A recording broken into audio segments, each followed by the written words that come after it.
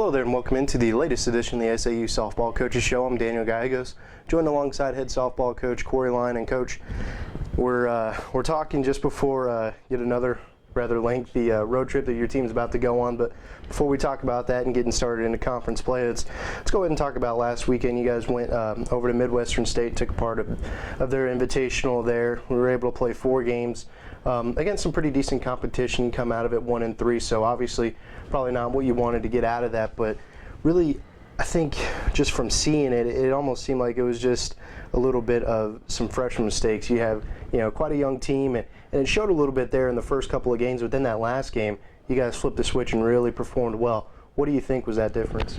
Well, last weekend going over there, we knew that there was going to be a little bit of rust to knock off. We hadn't been on the field to practice, let alone play any games in the 2 weeks since we'd played in Florida. The weather and the conditions of our facilities, that didn't allow us to be able to get on the field. So we knew going over there that there was going to be the potential of, okay, what's going to happen here? And it's one of those things that it's frustrating, but at the same time, you walk out of there with a lot of positive feelings about things. We made a ton of physical mistakes, and I attribute a lot of that as just to lack of field time. And even no matter what you can do in a gym, or even we're lucky enough to be able to go down on the football field and be able to work out down there, but still it's you can't simulate the game situations like that. So that part was a little frustrating, and then obviously being without Hannah, being without your number one pitcher, it put a lot of pressure on the young kids to okay, here you are, and I think that at first we obviously didn't react real well to it, but as the weekend went on, I thought that we started to handle those situations better and better. And then that last game, you get to a spot where you're playing the home team or the host team, and they've been beating everybody, and you're down. And the one thing that this team, no matter what, they've got a lot of heart and a lot of resiliency, and they showed a tremendous amount of character. And so you walk out of it feeling very good about that part of it.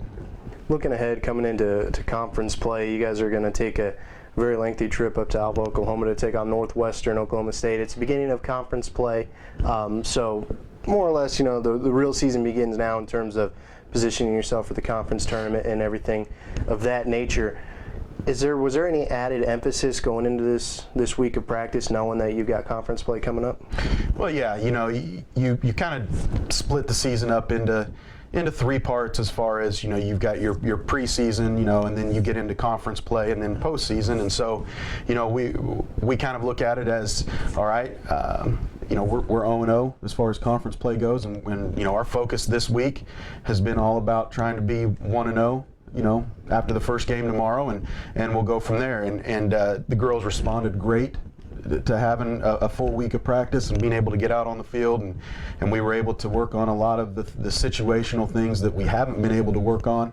And with our team being a young team, the field time is something that you can't, that's invaluable to us. And so the pitchers being able to throw to the hitters being able to see the pitchers, being able to put our defense out there and being able to have the defense play and see those game-like situations. That's what we need right now. And it's a long trip, no doubt about it. But and it's one of those that I'm excited about. It's a great opportunity for us to kind of see where we're at. Northwest Oklahoma's off to a pretty good start, and they're winning ball games right now, and so this will be a great challenge for us. Now, even though it is a lengthy road trip, your team has yet to play at home so far, and so you guys have been on the road each and every time you've played. Does that benefit you, knowing that you guys have had that experience early on with the young team on the road, making this long trip in conference play? Yeah, it's anytime you can do anything where you feel like you've got a routine, I think it makes you feel more comfortable. For us, the big thing is, we've had 2 longer road trips, and playing on the road.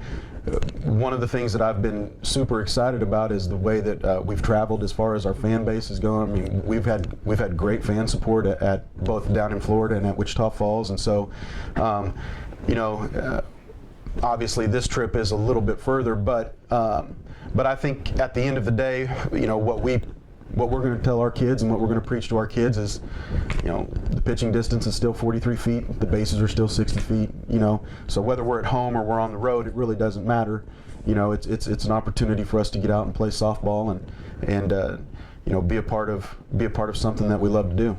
Well, we wish you the best of luck this weekend. Again, the Lady Mule Riders heading to Alva, Oklahoma to take on Northwestern Oklahoma State. The beginning of conference play. It'll be a 4-game series, 2 games on Friday, and then wrapping it up with another doubleheader on Saturday. Coach, once more, best of luck. Appreciate it. Thanks.